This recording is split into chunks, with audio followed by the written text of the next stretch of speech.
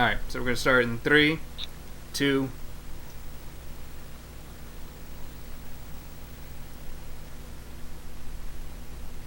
On July 11th, 2015, the video game industry lost one of its titans in Satoru Iwata. He passed away due to a tumor that is something he had been battling for the past year. He was the president and CEO of Nintendo and CEO of Nintendo of America for the past 13 years. And out of respect, we're going to have 5 minutes of silence.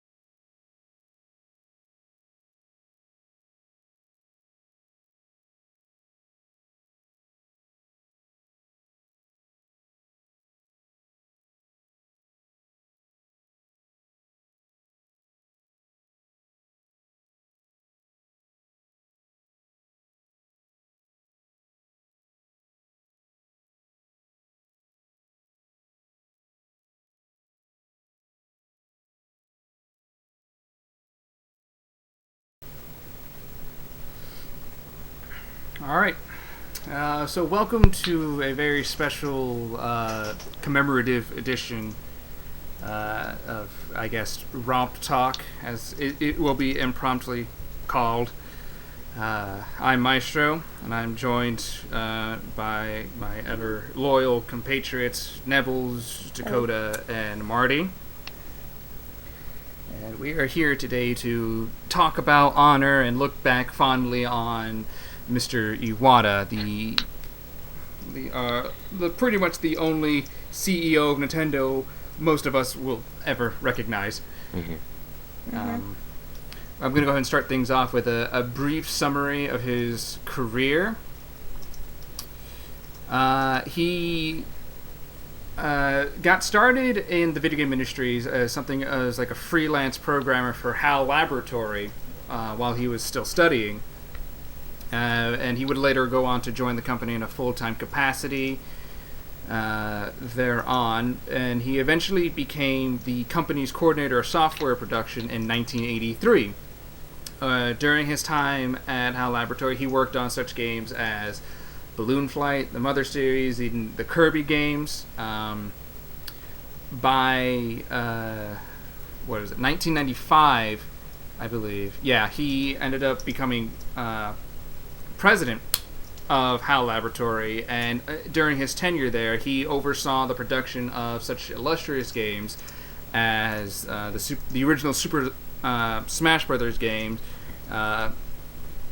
Mother 2, colloquially known here in the U.S. as Earthbound, as well as numerous other games in which he has some design and production credits on. In 2000, he ended up coming to work for Nintendo as head of its corporate planning division. And 2 years later, when Hiroshi Yamauchi, the then president of Nintendo since 1949, retired, and Iwata succeeded him as Nintendo's fourth president, and interestingly enough, the first president of the company who wasn't part of the Yamauchi family. He would go on to be the president and CEO of Nintendo, eventually becoming CEO of Nintendo of America as well, which was originally helmed by, I forget whom. I should probably know this, but I guess I didn't do my research. He eventually also became CEO of Nintendo of America, and he ran the company to general success, some ups, some downs, but that's how the video game industry works, for 13 years until his untimely passing. During his tenure as president and CEO of Nintendo, he oversaw rapid expansion and growth in the company, starting with the introduction of the GameCube, which underperformed compared to its then competitors, the Xbox and PlayStation 2, but has since seen a resurgent appreciation in recent years. And he oversaw the production of the Nintendo DS, the successor to the Game Boy line, which was one of the most successful handheld consoles of all time. And most notably, he oversaw the development of the Wii, which is, I believe, still the best-selling console to date. Yep. Home console, rather. Then most recently, he saw the Nintendo 3DS, which is the DS's successor, and the Wii U, which is it's now Nintendo's current home console platform. Outside of hardware and software development, he also oversaw a more general media-intensive push by introducing the Nintendo Direct series of online presentations, which offered a more controlled and personalized experience for Nintendo to kind of make all of its major announcements throughout the year, as well as could, in recent months, overseeing a complete 180 of prior Nintendo standing and pursuing mobile gaming, where the company for a long time had insisted that Nintendo games will only exist on Nintendo products. And so to see this kind of shift was a bold and surprising move, at least considered so by most. And time will see how that plays out. Unfortunately, Mr. Iwata won't see how that is seen to completion.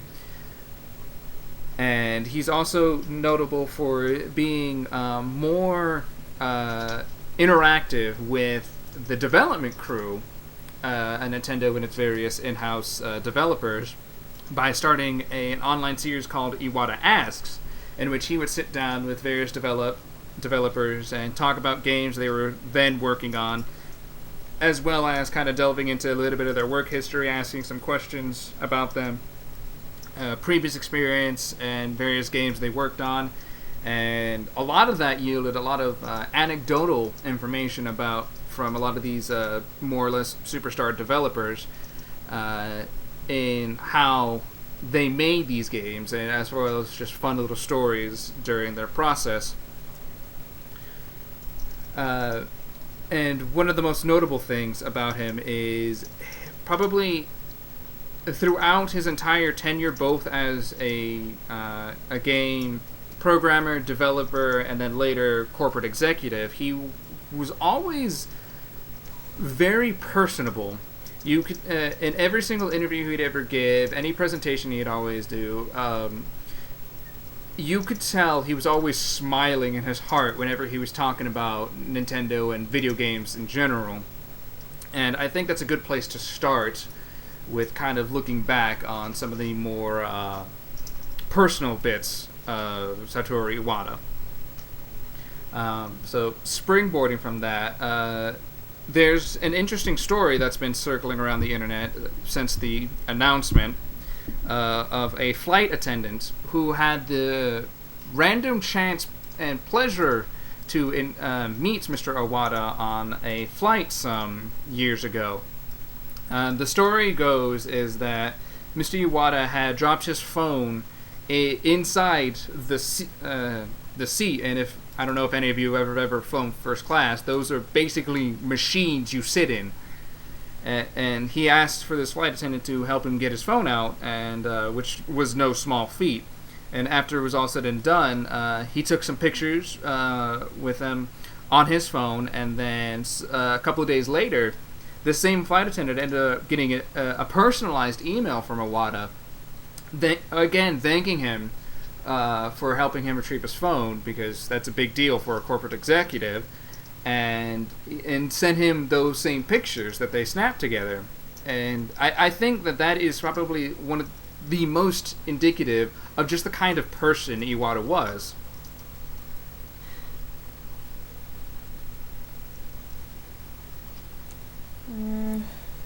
Honestly, out of everything, that was probably the story that probably hit me personally the most. Mm-hmm. Like, we've seen a tremendous outpouring of support for the man from pretty much anywhere.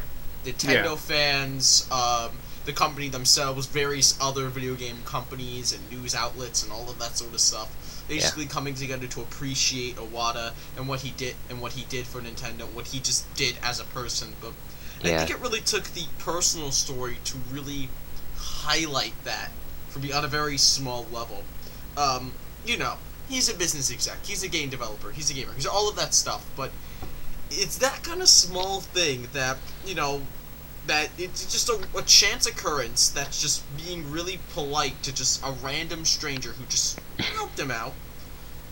It was a nice thing he did, but, if I know that maybe if I were in the same position, I might not have thought of it as much. I might have thought that, oh, thank you.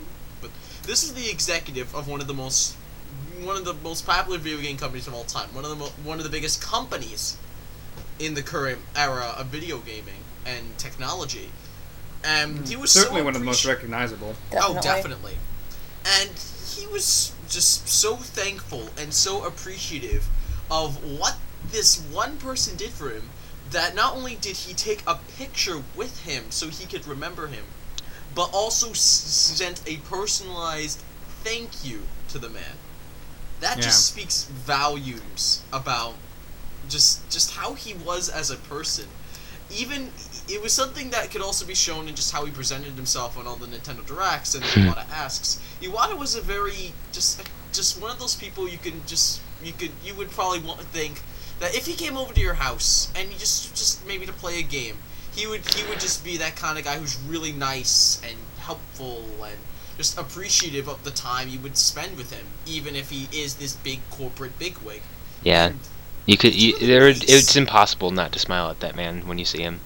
Yeah. Yeah, because I mean, we are all well familiar with the Nintendo Directs because he was the main presenter. He was the host of all those, basically those mini press conferences, and he was just easily the most personable, the most charming, and just the most endearing man you would ever see. Because like he meant and felt everything he was saying, and he'd have those little quirks about him. You know, a lot of it coming from the language barrier and from the cultural barrier and all that. But all throughout that, just shined this wonderful soul that you just got happy every time you saw him. Yeah. Yeah.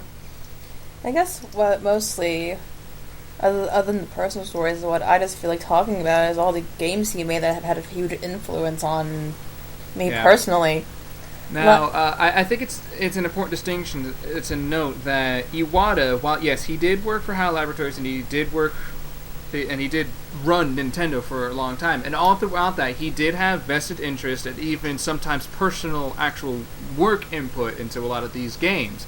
But I think it should be interesting to note that he doesn't really have any sort of game designer credits, much the same vein as like Sakurai or Miyamoto or Masuda or anything like that. Iwata is really just a producer, but the fact is he still produced some really important games. Like, he is the sole reason Earthbound exists. He fixed that whole entire game's programming in 6 months, and that's why we have it. A couple other notable it's Earthbound, like... You first. I say it's Earthbound. It's such a big game. It was such a spectacular no small thing. feat. Yeah, especially for the 90s. Come back, especially when it got re-released on Virtual Console, and then we got Mother 1, and people want Mother 3. Like, that game had a humongous impact, and it's gonna really be saddening if Mother 3 gets released and he's not gonna be here to see that. Yeah. Yeah. Just a couple of the notable programming things to do, because even if he didn't directly make a lot of games, he did help do a lot of programming for them. One of his first games for Nintendo was that he made Balloon Fight. He coded, and that's a Nintendo classic. Nebbles already mentioned the Earthbound thing. He did a couple work on some important Pokemon games. I think he worked on Gold and Silver. Yeah, he was able to compress the data in Gold and Silver and Crystal enough so that Game Freak could fit in the second region. Yeah, I was gonna say that he's the sole reason Kanto's in Gold and Silver. Yeah, I think it should be interesting to note that just going back to the whole Earthbound thing is that not only did he pretty much single-handedly fix the game to actually for it to be in a state that they can actually put it on the shelves, but he did this at the time when he was the president of HAL, because Earthbound released in 94 and Iwata was promoted to president in 93. Right. So he was still fresh off the bat as a president, but he did this anyway. Yeah, I mean, that's just speaks volumes of the kind of leader he was. He wasn't. It was so much that he never forgot his roots. He gave a keynote speech back in 2005, and at the end of it, he basically summed up probably his own personal view on how he sees himself. And I think it's one of the greatest quotes I've ever seen a corporate executive, or at least a game executive anyway, has ever give. On my business card, I am a corporate president. In my mind, I am a game developer, but in my heart, I'm a gamer. And you can see that through pretty much everything the man ever did throughout his career. Yeah.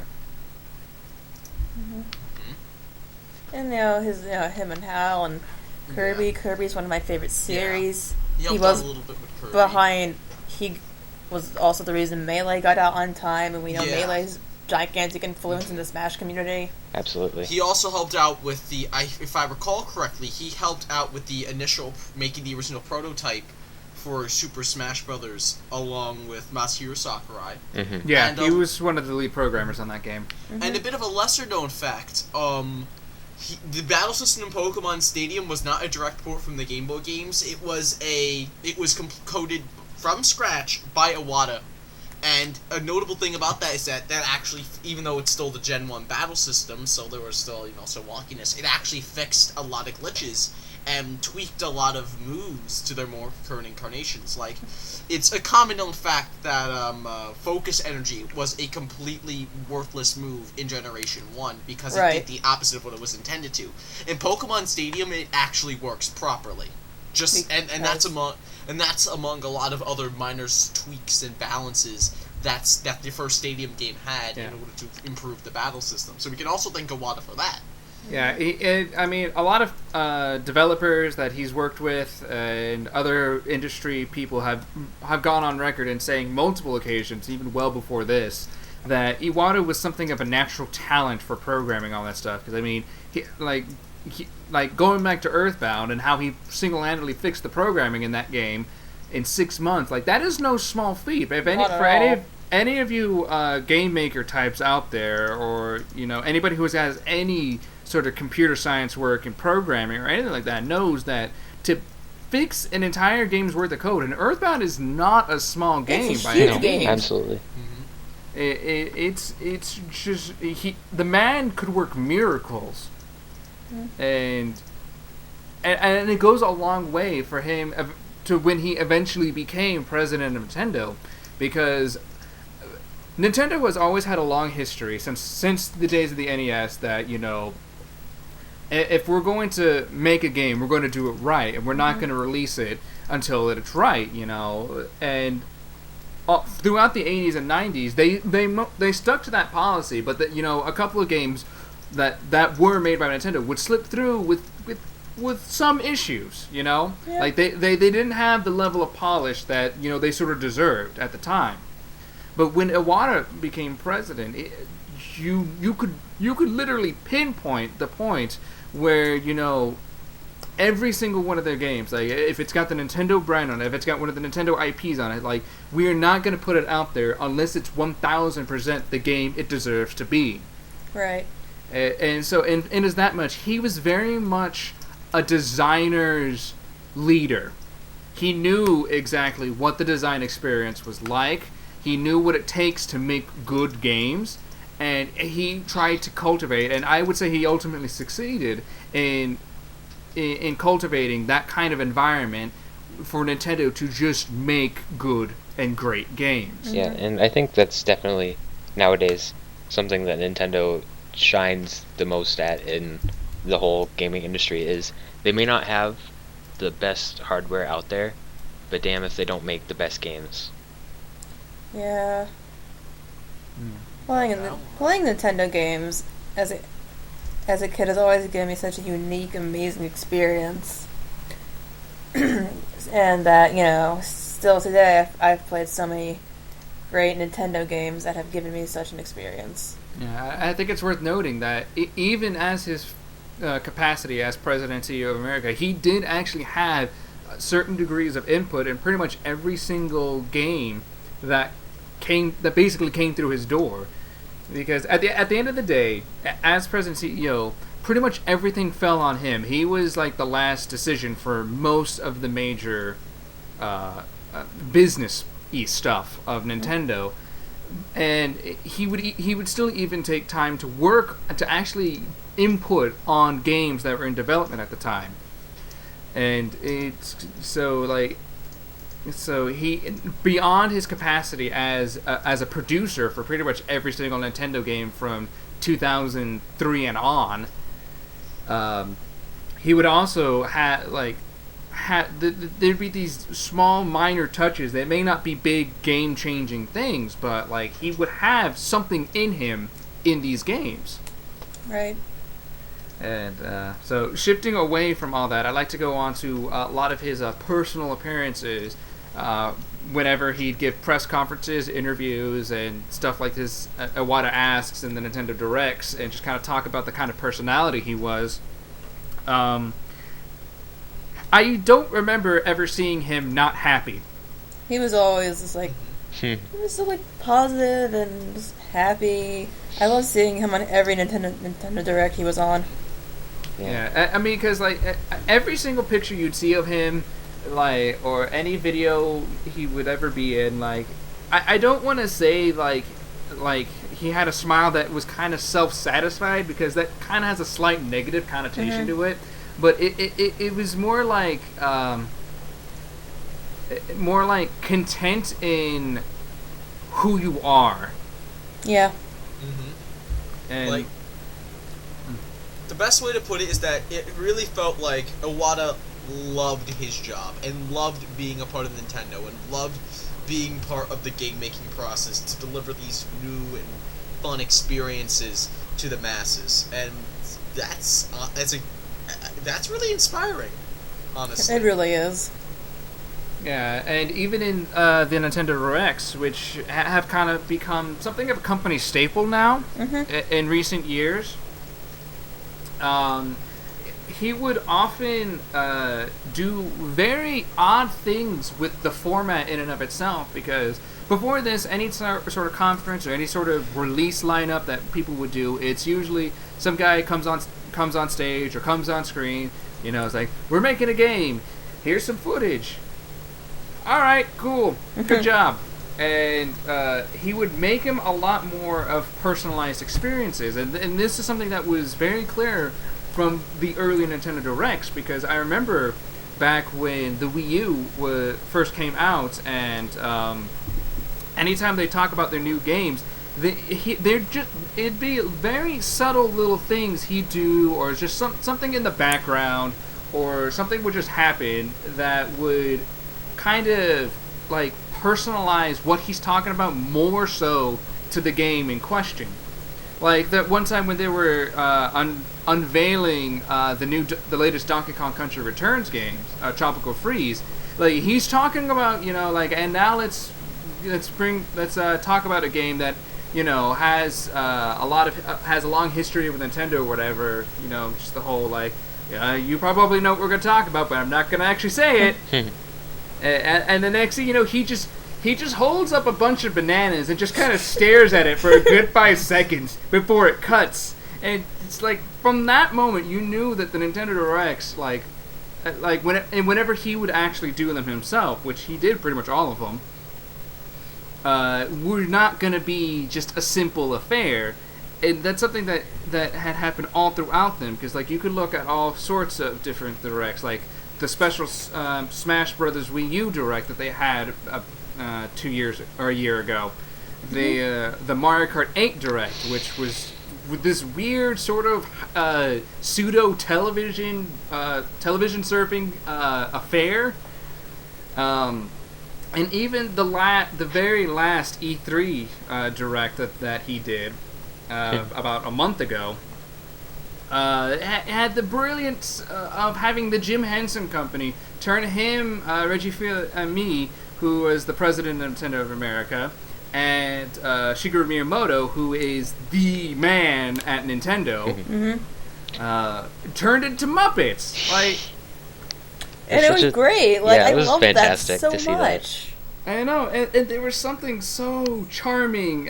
It's first of all, the man has a language barrier, right? Japanese, or the two languages between Japanese and English are notorious for being almost completely incompatible. Right. Trying to go from one to the other, and he what is probably the most heartfelt interpretation of the classic quote I have ever heard. Iwata actually said, "Do a barrel roll" in perfect English to segue into the announcement of the latest Star Fox game. And yes, that was a good moment. I like that. Do a barrel roll. It was really great. Do a barrel roll. and throughout that throughout that video alone, it would constantly segue to them basically behaving like Muppets. They'd be dancing around, doing all sorts of things, chasing each other.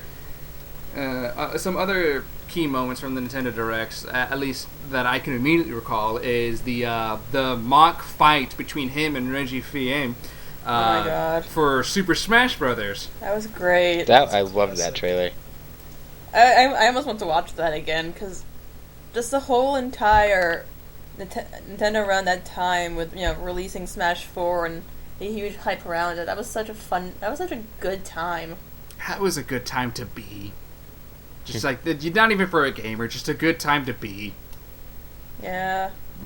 And it's, but I think the real great tragedy of all this is the fact that he had either started or planned some major significant changes for Nintendo, such as going to start throwing their hat into the ring into the mobile game market first of all, and then there's this long floating rumor about the NX, which is supposed to be their next big platform, whatever it's going to be. I mean, right. Lord knows Nintendo knows how to keep a secret. Mm-hmm. And like he's kind of been a spearhead behind most of Nintendo's major hardware and business decisions for the past 13 years, and I don't think I'm mincing words in saying that in light of recent years and how things have played out for the company, this is a very pivotal time for the company.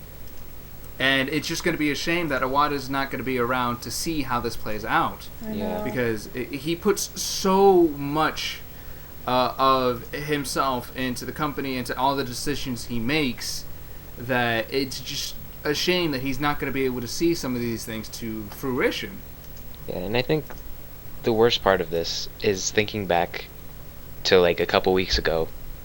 When you think about it, one of the last things he had to do as president of Nintendo was basically apologize to people about their showing at E3 because of the outrage over that Metroid game. And that's sad when you think about it. Yeah, but it's also interesting to note that even up to the end, because like for in 2014, Nintendo made an announcement that he would not be at E3 due to medical related reasons. Right. They were very kind of secretive about what happened, but after like the dust settled and all that, they had said he had to undergo surgery for a tumor in his bile duct, right? Mm-hmm. But he came back full force. Like it was like he didn't skip a beat. So for like this past year, most of us have just kind of assumed, well, I guess he beat it. I guess they caught it early or whatever, and then you wake up one morning and then you see on all the news outlets that this great man had just suddenly passed away to this very same illness. And it's remarkable because over the course of this past year, he was probably at his most active as far as, giving interviews and being a leader for the company, because like the last thing he did in his in an official working capacity was attend a shareholder meeting days before he passed. Mm-hmm. So like he never stopped to the very end, and it's gonna be interesting to see how Nintendo's gonna be able to bounce from this. Yeah. I mean, they're going to have to find someone to fill his shoes, and that's not going to be easy. Yeah, I'm wondering who that's even going to be at this point. They currently do have two interim general directors. Miyamoto and Miyamoto Tezuka, right? It's Gendo Takeda, I think. And Kendo Takeda is the guy who's behind, for example, the Wii architecture. He's also he's also done other things here and there, like he did Star Tropics and Punch Out. He's the hardware to Miyamoto's software, pretty more much. or less.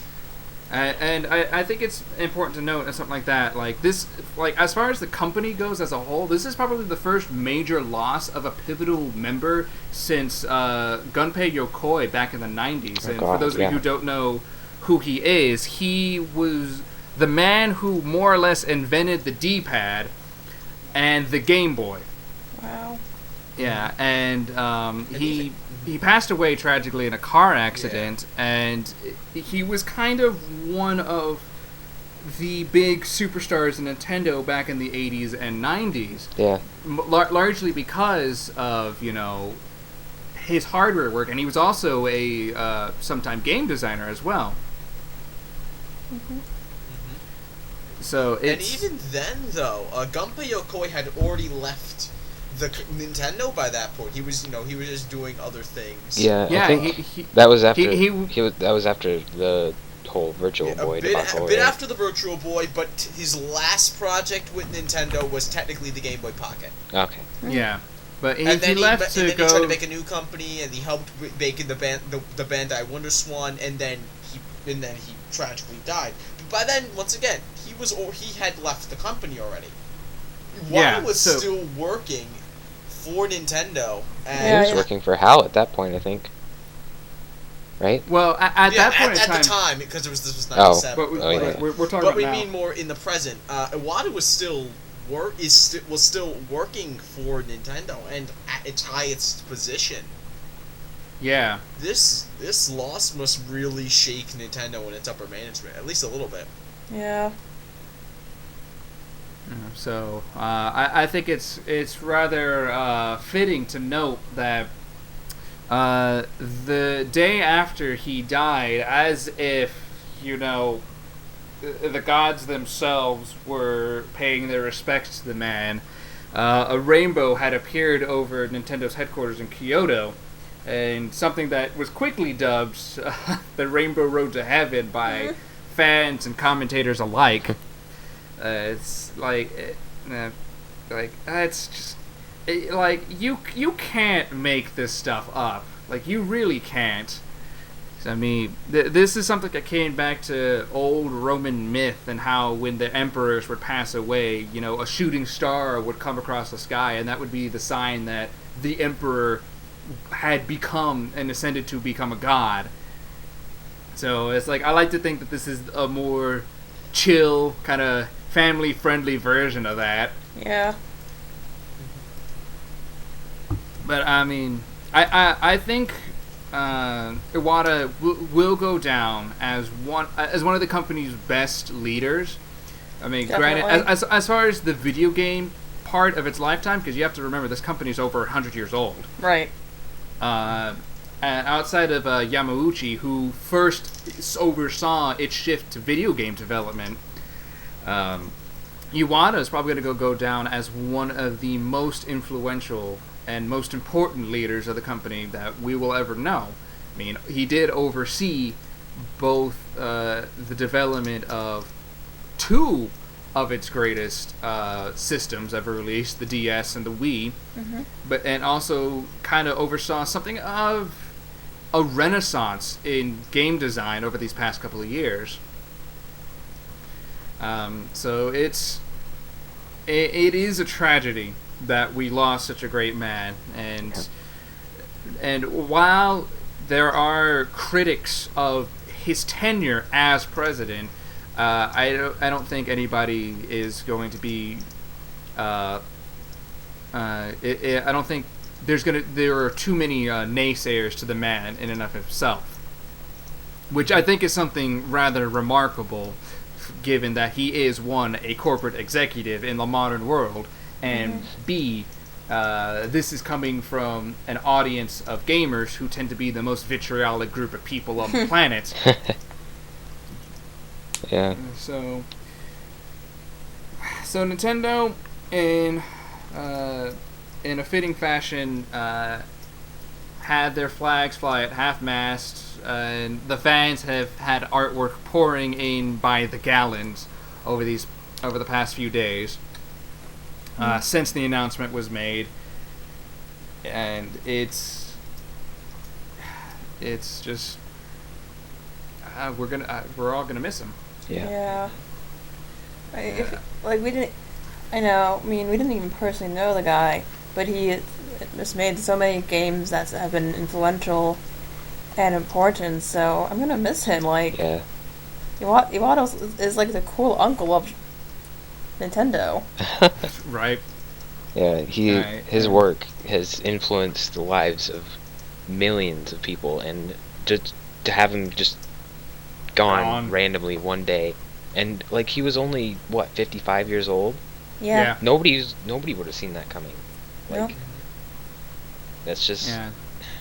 it's Yeah, crazy. but I mean that's just how it is. I mean, the Japanese people in general tend to be very secretive and stuff like this, and because I mean to a degree, you kind of had to know that the end was coming because something as severe as what he did pass to, like you don't just it's just like, oh well, it's gonna be whatever it's gonna be. So I would like to believe that he spent a large portion of his time just kind of preparing and making moves for the company, just kind of like, to kind of ease the transition process. Yeah. Because, I mean, a couple of years ago, or at least a year ago, he did install, like, he oversaw a massive restructuring of the entire company, both in as far as development goes and actual staff management. And he did install, Miyamoto and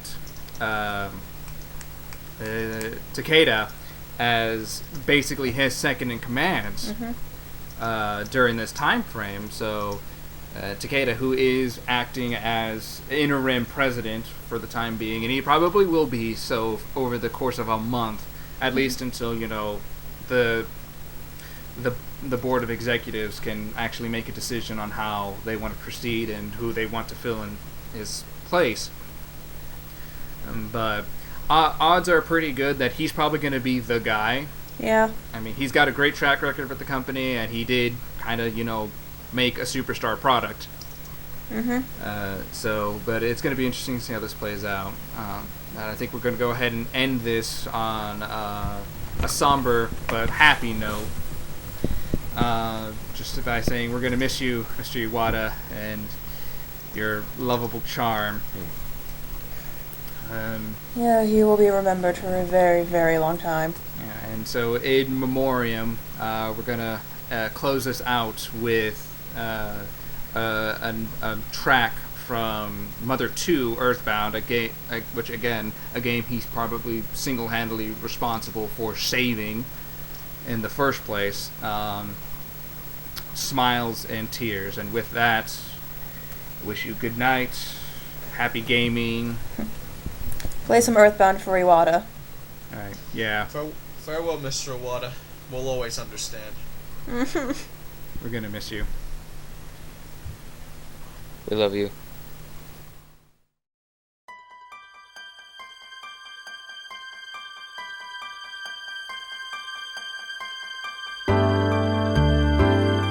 Hello, this is Satoru Iwata from Nintendo. 訪ねて行って、僕はファミコンのプログラムが作れると思うから、ファミコンのプログラムを作らせてくださいって言いに行ったんですよ。作れると思うから。はい。やったことないのに。はい。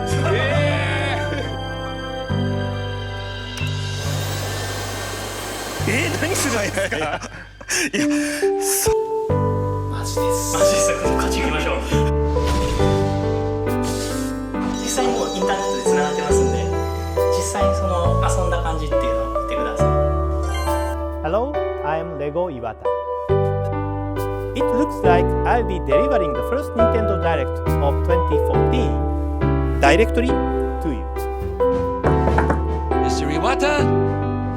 Mr. Iwata? Oh, wow. Yes, we're ready to start filming the Nintendo digital event for E3 2015. Okay, thank you. I will head directly to the stage.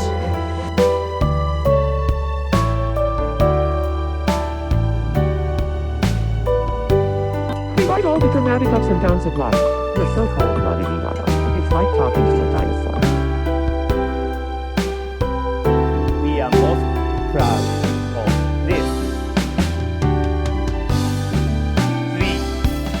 3DS. And now you say you want a revolution? Well, we've got one.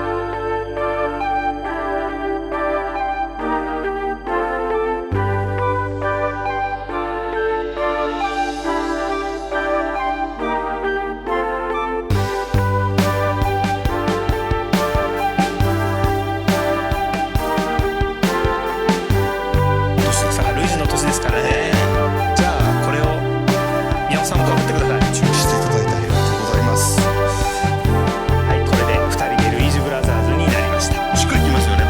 そうですね。Mr. Iwata seems to be a little busy at the moment.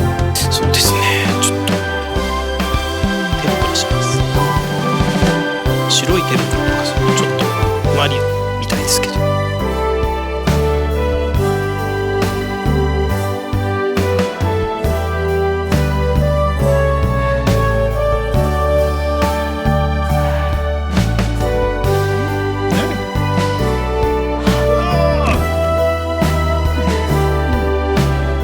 はい、出てきました。Wii 本体です。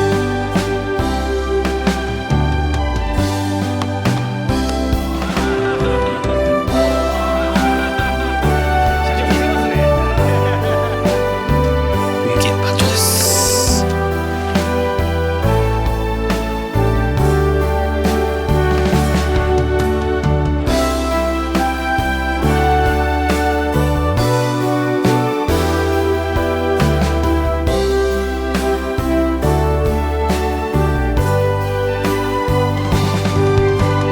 なんか通販番組みたいですね。